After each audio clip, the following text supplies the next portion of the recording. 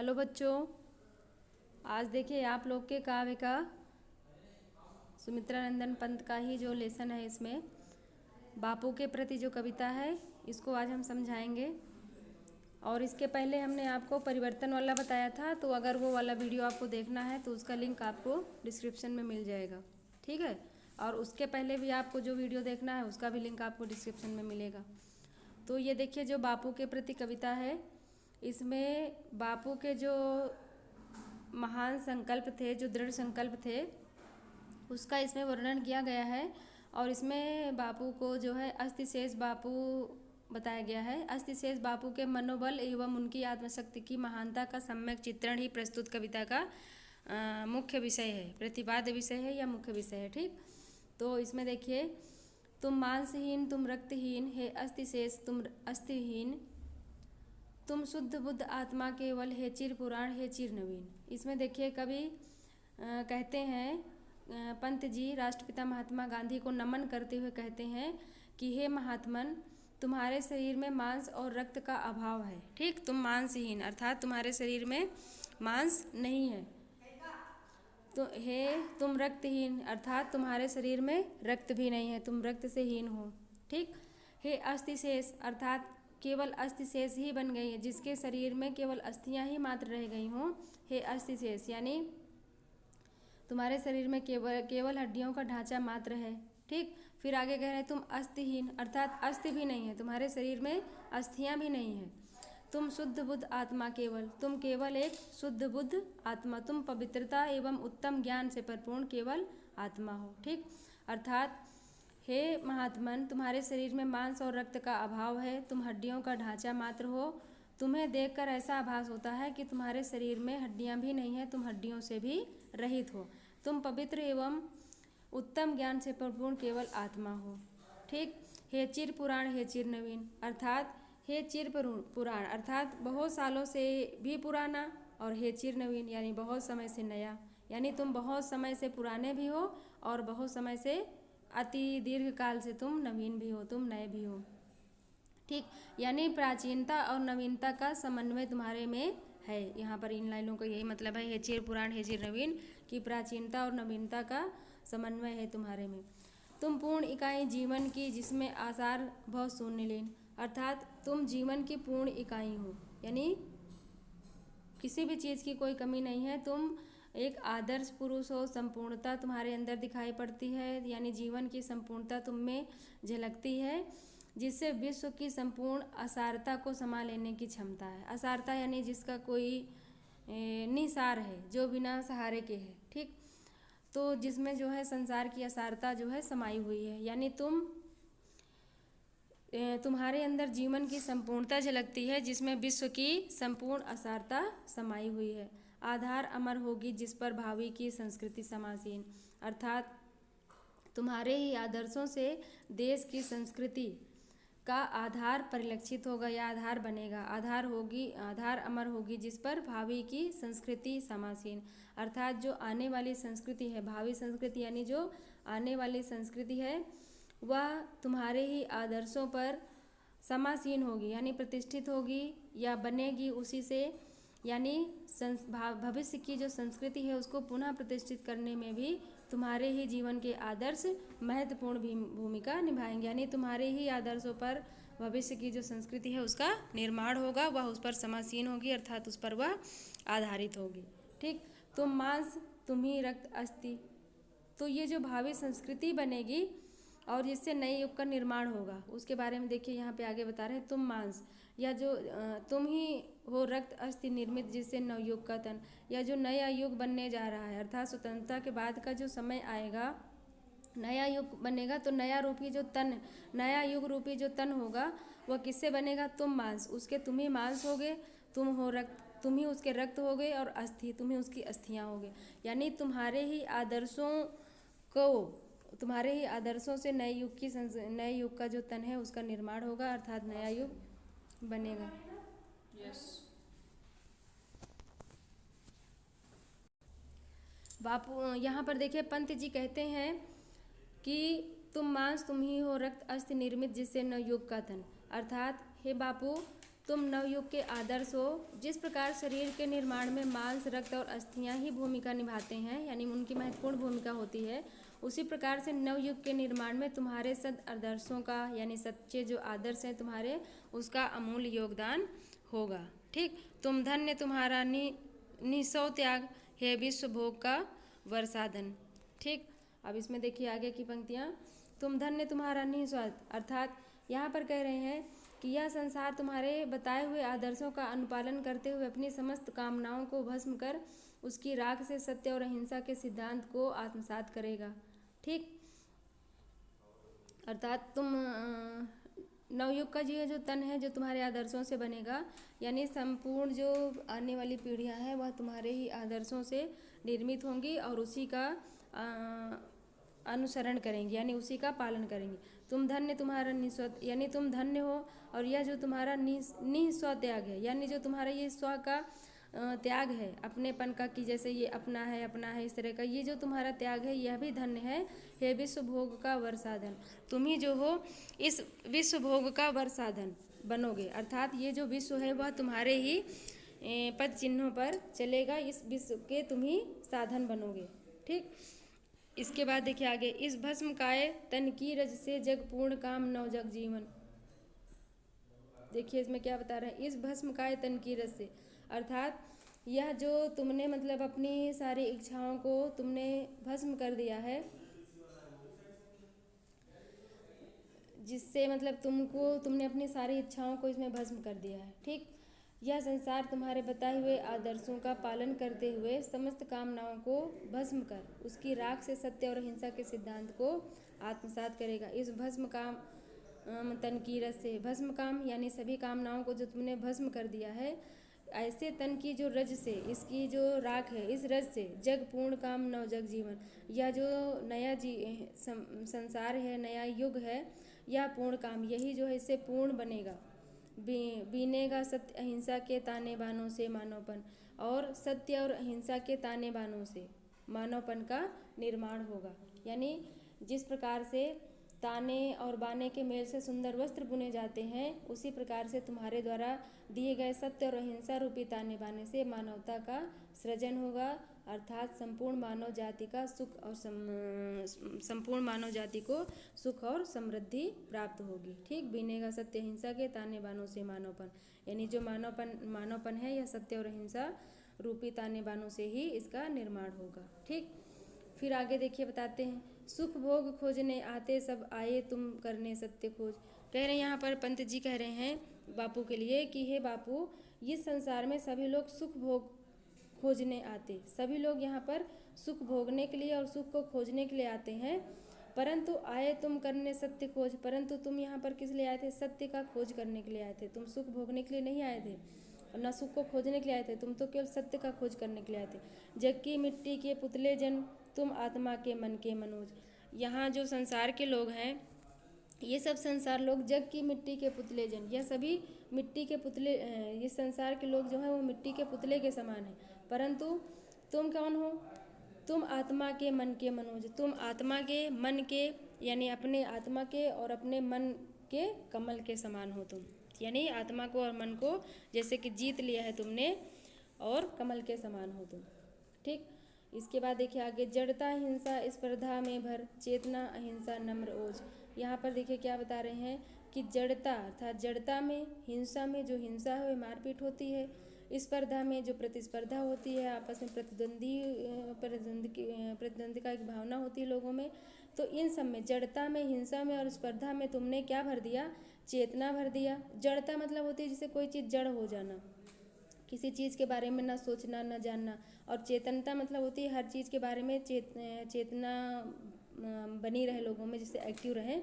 तो जो जड़ता है उसमें तुमने चेतनता भर दिया और हिंसा में तुमने अहिंसा भर दिया। ठीक, यहाँ जहाँ मारपीट होती थी वहाँ तुमने बिल्कुल सब लोगों को अहिंसा सिखा दिया। स्पर्धा में भर नम्र ओज, और स्पर्धा में तुमने क्या भर दिया? नम्र भर दिया, नम्रता भर दिया लोगों में, और ओज भर दिया, यानी बहुत ज़्यादा उत्साह भर दिया लोगों में। ठीक, पशुता को पंकज बना दिया तुमने मानवता का सरोज, और यह जो पशुता रूपी कीचड़ था, ठीक, पशुता रूपी कीचड़ रूपी जो कमल था उसको तुमने मानवता रूपी कमल बना दिया। ठीक, तुमने मानवता का सरोज, उसको तुमने मानवता का कमल बना दिया। जो पशुता रूपी कीचड़ था उसको तुमने मानवता रूपी कमल बना दिया है। ठीक, अब आगे देखिए यहाँ पर, पशु बल की कारा से जग को दिखलाई आत्मा की विमुक्ति। और पशु बल की कारा से यानी जो पशु रूपी जो बल था उसकी कारा से, अर्थात उस जो उसमें बंद थे लोग, कारा से यानी जेल से, पशु बल की जो कारा थी, जो पशु बल की जेल थी, उससे तुमने जग को क्या दिलाई, आत्मा की विमुक्ति, यानी संसार को तुमने आत्मा की विमुक्ति दिखलाई कि आत्मा जो है वो किस प्रकार से मुक्त हो सकता है, लोग कैसे मोक्ष की प्राप्ति कर सकते हैं।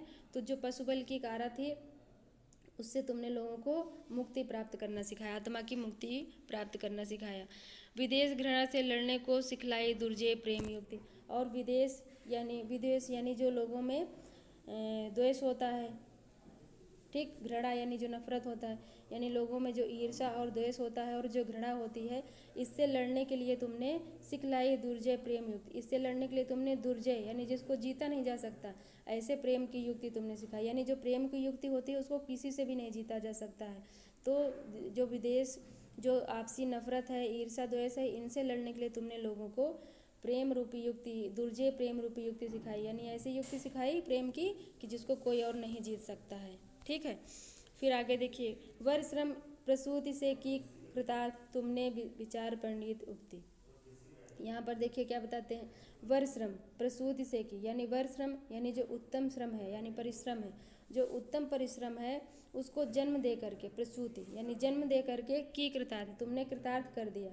ठीक, तुमने विचार पंडित उक्त, यानी तुमने जो श्रेष्ठ श्रम है उसको कर करके तुमने कृतार्थ कर दिया। तुमने विचार पंडित उक्त यानी तुमने केवल उसकी उपदेश नहीं दिया बल्कि उसको तुमने करके दिखाया। कृतार्थ यानी तुमने उसको किया। ठीक, जो उत्तम श्रम है उसको जन्म दे करके तुमने केवल उसके उपदेश ही नहीं दिया, यानी विचार ही नहीं दिए, बल्कि तुमने उसको परिणित कर दिया, यानी तुमने उसको करके दिखा भी दिया। यानी केवल उक्ति में ही वह नहीं रही, कथन में ही वह नहीं रही, बल्कि वह तुम्हारे कर्मों में दिखाई पड़ी, कृतार्थ में दिखाई पड़ा। जो उत्तम श्रम होता है जिसको तुमने केवल उपदेश ही नहीं बनाया बल्कि तुमने उसको अपने कृतार्थ में शामिल किया, अर्थात तुमने उसको करके दिखाया। विश्वानुरक्त है अनासक्त, यानी है विश्व के अनुरक्त, यानी विश्व से प्रेम करने वाले, अनुरक्त यानी प्रेम, तो ये है विश्व से प्रेम करने वाले। हे अनासक्त, हे अनासक्त यानी जिसकी किसी में आसक्ति ना हो, यानी सांसारिक विषय वासनाओं में या संसार के किसी चीज़ में आसक्ति ना हो, तो हे विश्व से प्रेम करने वाले, हे अनासक्त, हे किसी में अनुरक्त न रहने वाले, सर्वस्व त्याग को बना मुक्ति, तुमने सर्वस्व त्याग को ही मुक्ति का साधन बनाया। यानी यदि सर्वस्व त्याग करेगा इंसान तो उसी को मुक्ति की प्राप्ति होगी, यानी सर्वस्व त्याग को तुमने मुक्ति का साधन बनाया। ठीक, फिर आगे देखिए, उर के चरखे में कात सूक्ष्म युग युग का विषय जनित विषाद। और तुमने युग युग के जो विषय जनित विषाद है, यानी संसार युग युग से जो बहुत सालों से चले आ रहे हैं विषय जनित विषाद, लोगों में जो दुख है, अवसाद भरा हुआ है, घृणा भरी हुई है, नफरत भरी हुई है, इसको तुमने क्या किया, उर के चरखे से कात सूक्ष्म, तुमने इसको अपने हृदय रूपी चरखे से इसको कात कात करके, यानी जैसे चरखे से कात कात करके सूत बनाया जाता है, धागा बनाया जाता है, सूक्ष्म अति सूक्ष्म उसको बनाया जाता है। तो कह रहे हैं कि युग युग में जो वर्षों से, युगों युगों से संसार में जो विषय जनित विषाद भरा हुआ था उसको तुमने हृदय रूपी चरखे से कात कात के अत्यंत सूक्ष्म बना दिया है, गुंजित कर दिया गगन जग का, भर दिया तुमने आत्मा का निनाद। और तुमने गगन जग को, यानी ये संसार का जो आसमान है इसको तुमने गुंजित कर दिया। ठीक, संसार का जो आकाश है इसको तुमने गुंजित कर दिया, क्या करके, भर तुमने आत्मा का निनाद, यानी आत्मा का स्वर भर के तुमने, निनाद यानी स्वर होता है, तो आत्मा का स्वर भर करके तुमने संसार के इस आकाश को तुमने गुंजित कर दिया, अर्थात गुंजायमान कर दिया है। रंग रंग खद्दर के सूत्रों में नव जीवन आशा इस प्रहलाद। और तुमने खद्दर के सूत्रों में, जिस प्रकार से खद्दर के जो सूत्र होते हैं वो छोटे छोटे सूतों से खद्दर बनाया जाता है, उसको फिर रंग रंग करके आकार दिया जाता है। तो कह रहे हैं कि तुमने रंग रंग के खद्दर के सूत्रों में, यानी खद्दर के सूत्रों में रंग रंग करके तुमने क्या भर दिया, नव जीवन में क्या भर दिया, आशा इस प्रहलाद, यानी आशा, उत्साह और आह्लाद यानी प्रसन्नता भर दिया। ठीक, यानी लोगों में इच्छाएं जागृत की, उत्साह जगाया लोगों में और उल्लास भर दिया। ठीक, नव जीवन में तुमने आशा भर दी, इस प्रहलाद यानी उत्साह इच्छाएं, प्रसन्नता आदि सब तुमने उसमें भर दिया। मानवीय कला के सूत्रधार हर लिया यंत्र कौशल बलवाद। और हे मानवीय कला के सूत्रधार, यानी मानवीय कला के सूत्रधार का मतलब है कि जिस प्रकार से लोग जो है मनुष्य के हाथों के द्वारा जो बनाई गई चीज़ें होती हैं, जैसे गांधी जी ने स्वदेशी को ज़्यादा अपनाया था और जो अपने ही देश में बनी हुई चीज़ें थी उनको प्रचार प्रसार करते थे। तो चरखे से सूत काट काट करके खद्दर के वस्त्र बनाने का इन्होंने प्रचार किया था। तो कहते हैं मानवीय कला के सूत्रधार, हे मानवीय कला के सूत्रधार, हर लिया यंत्र कौशल प्रवाद। तुमने जो यंत्र कौशल है, यानी जो विज्ञान मशीनों से जो कोई चीज़ें बनती हैं उसका जो प्रचार प्रसार होता है, प्रवाद यानी मिथ्या प्रचार, जो यंत्रों से चीज़ें बनती हैं तो उसका मिथ्या प्रचार होता है, यानी झूठ में ही लोग कहते हैं ये बहुत अच्छा है, ये ऐसा है वैसा। तो ये जो मिथ्या प्रचार है इसको तुमने हर लिया। ठीक, यानी मानवीय कला के तुम सूत्रधार हो, तुमने हस्त से बनी हुई चीज़ों को ज़्यादा अच्छा माना और यंत्र कौशल का ये जो मशीनों से बनी हुई चीज़ों का जो मिथ्या प्रचार है इसको तुमने दूर कर दिया, अर्थात इसको तुमने हर लिया, समाप्त कर दिया। ठीक, अब देखिए आगे, साम्राज्यवाद था कंस बंदनी। अब देखिए यहाँ पर बता रहे हैं पंत जी कि ये जो साम्राज्यवाद था या कंस था, इसमें देखिए इन्होंने दो दो चीज़ों से इसमें उदाहरण दे दे करके समझाया है। इसको कायदे से समझिएगा कि जिस प्रकार से यहाँ पर बताया गया कि कंस जो है, कंस था, उसके साम्राज्य में जेल में देवकी बंद थी, वहाँ पर कृष्ण का जन्म होता है। फिर कृष्ण के पैरों का स्पर्श करके यमुना जी घट जाती हैं। तो इसी का इसमें देखिए किस माध्यम से कवि ने कितने अच्छे से बताया है कि साम्राज्यवाद था कंस, या जो साम्राज्यवाद था, जो अंग्रेजों का शासन था, यह कौन था? कंस था, यानी कंस के समान था। बंदनी मानवता, और उसमें बंदनी कौन था? जैसे उनके कंस के जेल में बंदनी देवकी थी, तो यहाँ पर कौन है बंदनी? मानवता, यानी संपूर्ण जो मानवता है वो बंदी बनी हुई थी इसमें। पशु बलाक्रांत, और यह जो पशुओं के समान बलाक्रांत था, यानी जो बल से पीड़ित थे, यानी सभी लोग जो हैं पशु के समान ये जो है बल से पीड़ित थे, यानी जो अंग्रेजों का शासन था उस बल से सभी लोग पीड़ित थे। श्रृंखला दास्ता, और दास्ता इसमें कौन सी? जो श्रृंखला बनी हुई थी, जो जेल की जो कड़ियाँ होती हैं, जो रॉड लगी होती हैं लोहे की, वो श्रृंखला जो है वो दासता थी, वही दासता थी लोगों की। प्रहरी बहु निर्मम शासन पद शक्ति भ्रांत, और यहाँ पर जो है जो शासन था पद शक्ति भ्रांत, यानी सभी लोग जो है निर्मम शासन था, ये अंग्रेजों का जो शासन था यह निर्मम था।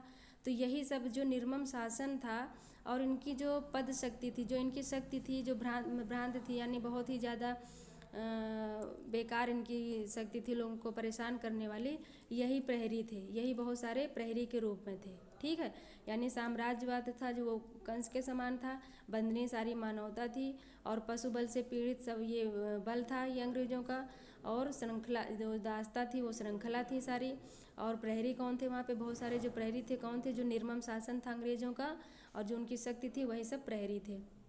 फिर कारागृह में दे दिव्य जन्म, जिस प्रकार से देवकी ने कारागार में दिव्य जन्म कृष्ण को जन्म दिया, उसी प्रकार से तुमने कारागार में क्या जन्म दिया? कारागृह में दे दिए जन्म। तुम जेल में बार बार जाते रहे स्वतंत्रता प्राप्ति के लिए, और जेल में जा जा करके तुमने दिव्य जन्म दिया मानव आत्मा को मुक्त, यानी दिव्य विचारों को तुमने वहाँ पर जन्म दिया, और क्या किया? मानव आत्मा को मुक्त, तुमने मानव आत्मा को मुक्त किया, वहाँ पर ऐसे ऐसे विचारों को जन्म दे करके तुमने मानव आत्मा को मुक्त कर दिया, और कांत और सुंदर बना दिया। तुमने मानव आत्मा को मुक्त करके तुमने सुंदर बना दिया। जन शोषण की बढ़ती यमुना तुमने की नत पद प्रणन शांत, तो जन शोषण की, यह जो जन शोषण की, लोगों को शोषण करने वाली जो शोषण करने वाली रूपी जो यमुना है, ठीक, जिस प्रकार से यमुना जो है वो बढ़ती जाती है, तो लोगों को शोषण करने वाली जो यमुना रूपी नदी है उसको तुमने कैसे शांत किया? जिस प्रकार से कृष्ण ने अपने पैरों का स्पर्श करके उस यमुना की बहाव को कम किया था,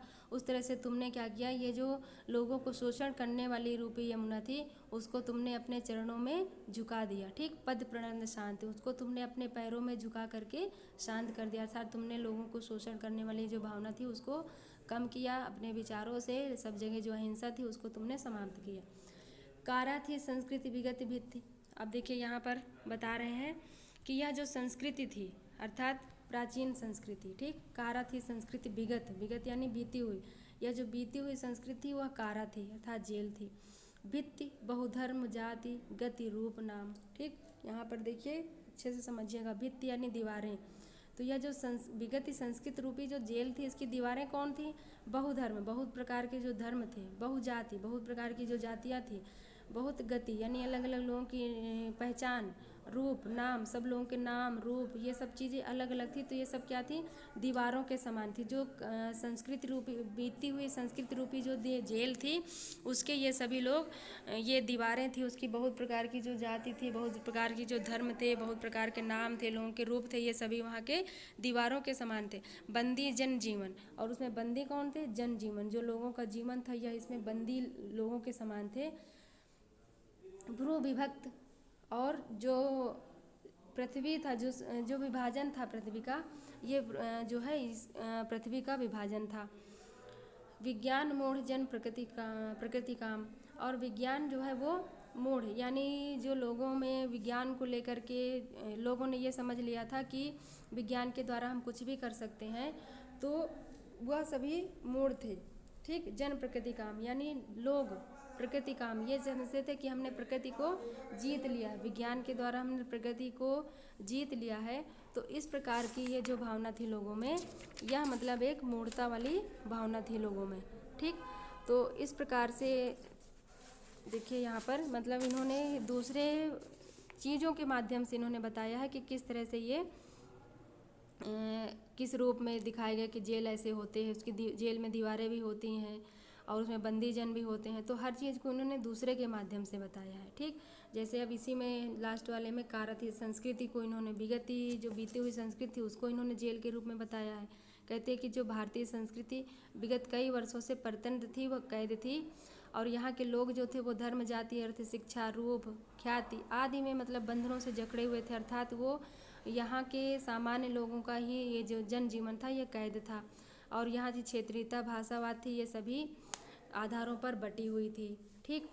और विज्ञान के प्रभाव में आकर यहाँ के लोग अविवेक ही प्रकृति को उपयोग अपनी इच्छा के अनुरूप करना चाहते थे। ठीक। विज्ञान के प्रभाव में आकर के, विज्ञान मूढ़ जन प्रकृति काम यानी विज्ञान के प्रभाव में आकर के यहाँ के जो अविवेकी मूढ़ लोग थे वो सभी लोग प्रकृति का उपभोग अपनी इच्छा के अनुसार करना चाहते थे। अर्थात वो चाहते थे कि वो सोचते थे कि हमने प्रकृति को अपने वश में कर लिया। किंतु लंबे समय से गुलामी का दंश झेलने वाले भारतीयों के लिए उद्धारक, बंधन मुक्त कराने वाले बनकर आने वाले हैं बापू।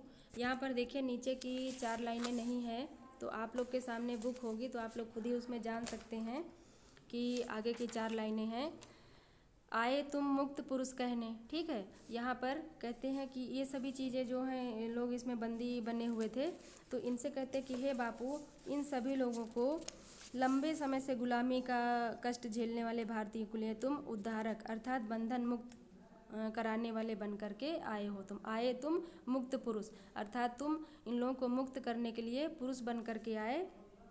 कहने मिथ्या जड़ बंधन, और लोगों को ये बताने के लिए कि यह जो जड़ बंधन है यह मिथ्या है। तुमने जन को यह संदेश भी फैलाया कि सांसारिक संबंध अर्थात रिश्ते, नाते, बंधन यह सभी झूठे हैं और दिखावे हैं, और सत्य राम केवल ईश्वर का नाम ही एकमात्र सत्य है और शाश्वत है, जो कि हमेशा साथ में रहने वाला है। नान्यत्रम जयति सत्यम माँ भय।